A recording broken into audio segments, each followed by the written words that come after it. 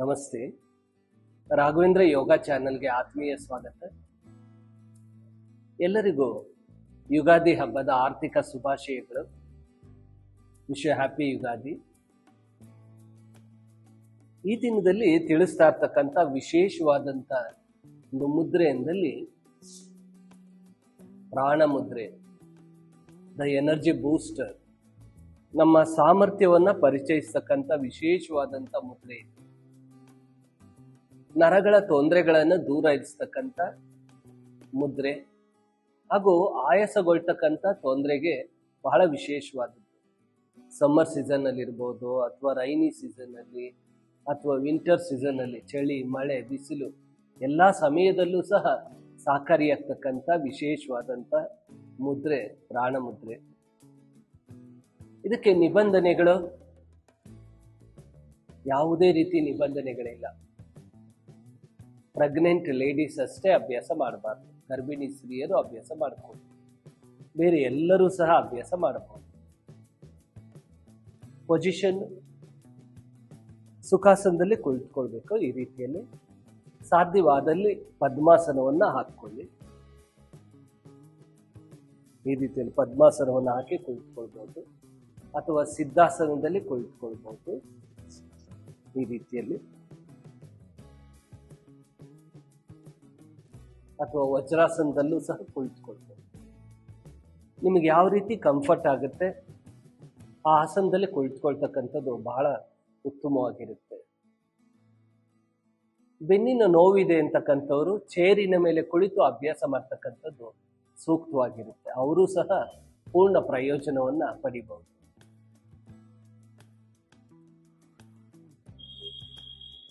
ಅಭ್ಯಾಸ ಮಾಡ್ತಕ್ಕಂಥ ಕ್ರಮ: should sit in a sukhasana or comfortable position. You should keep the back erect. ಬೆನ್ನನ್ನು ನೇರ ಮಾಡಿರಬೇಕು. Align the head with the back. ಕತ್ತನ್ನ ಬೆನ್ನಿಗೆ ನೇರ ಮಾಡಿರಬೇಕು. ನಂತರ ಕೈಗಳನ್ನು ಈ ರೀತಿಯಲ್ಲಿ ತೆಗೆದುಕೊಂಡು ಹೆಬ್ಬೆರಳು, ಕಿರುಬೆರಳು ಮತ್ತು ಉಂಗುರದ ಬೆರಳುಗಳನ್ನ ಈ ರೀತಿಯಲ್ಲಿ ಸೇರ್ಪಡೆ ಮಾಡಿ ಜಾಯಿನ್ ಅನ್ನು ಮಾಡಬೇಕು. ನಂತರ ಉಳಿದ ಎರಡು ಬೆರಳುಗಳನ್ನ ಮಂಡಿ ಮುಂದೆ ಚಾಚಿರ್ಬೇಕು. ನಂತರ ಕೈಗಳನ್ನು ಮಂಡಿಯ ಮೇಲೆ ಅಳವಡಿಸಿ ಕಣ್ಣವೆಗಳನ್ನು ಮೃದುವಾಗಿ ಮುಚ್ಚಿ maintain the gentle smile on your face. ನಂತರ ದೀರ್ಘವಾಗಿ ಉಸಿರನ್ನು ತೆಗೆದುಕೊಳ್ಬೇಕು. ಉಸಿರನ್ನು ಹೊರಬಿಡುವಾಗ ಓಂಕಾರವನ್ನು ಉಚ್ಚರಿಸಬೇಕು. ಬ್ರೀತ್ ಇನ್, ದೆನ್ ಚಾಂದ್ ಓಂಕಾರ.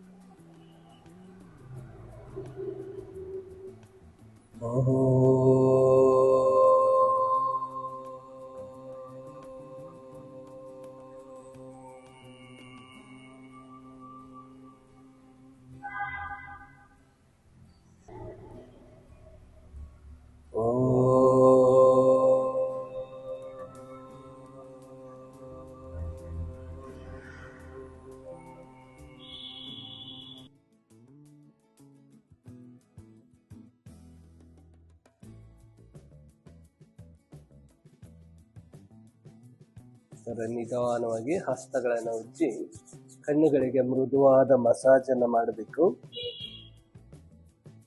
ನಂತರ ರೆಪ್ಪೆಗಳನ್ನು ಆಡಿಸುತ್ತಾ ಕಣ್ಣನ್ನು ತೆಗೆದು ಹಸ್ತಗಳನ್ನು ಮೊದಲು ನೋಡಬೇಕು.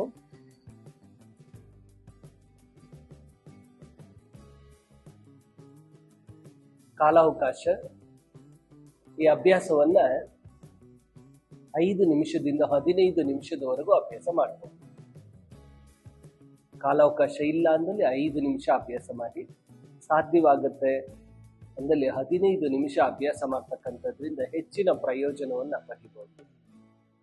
ಇದನ್ನ ಅಭ್ಯಾಸ ಮಾಡಲಿಕ್ಕೆ ಸಮಯ ಬೆಳಗಿನ ವೇಳೆಯಲ್ಲಿ ಅಭ್ಯಾಸ ಮಾಡಬಹುದು, ಬ್ರಾಹ್ಮಿ ಮುಹೂರ್ತದಲ್ಲಿ, ಅಥವಾ ಮಧ್ಯಾಹ್ನ ಅಥವಾ ಸಂಜೆಯ ವೇಳೆಯಲ್ಲಿ, ಅಥವಾ ಮಧ್ಯರಾತ್ರಿಯಲ್ಲೂ ಸಹ ಅಭ್ಯಾಸ ಮಾಡಬಹುದು. ಆದರೆ ಖಾಲಿ ಹೊಟ್ಟೆಯಲ್ಲಿ ಅಭ್ಯಾಸ ಮಾಡ್ತಕ್ಕಂಥದ್ದು ತುಂಬ ಸೂಕ್ತವಾಗಿರುತ್ತೆ. ಅಥವಾ ಕೊನೆಯ ಪಕ್ಷ 2 ಗಂಟೆಗಳಾದರೂ, ಅಂದರೆ ನಿಮ್ಮ ಆಹಾರವನ್ನು ತೆಗೆದುಕೊಂಡು 1-2 ತಾಸಾಗಿದ್ದಲ್ಲಿ ಹೆಚ್ಚಿನ ಪ್ರಯೋಜನವನ್ನು ಪಡೆಯಬಹುದು. ಮುಂದಿನ ಸಂಚಿಕೆಯಲ್ಲಿ ವಿಶೇಷ ಭಾಗದೊಂದಿಗೆ ಭೇಟಿಯಾಗೋಣ. ನಮಸ್ಕಾರ.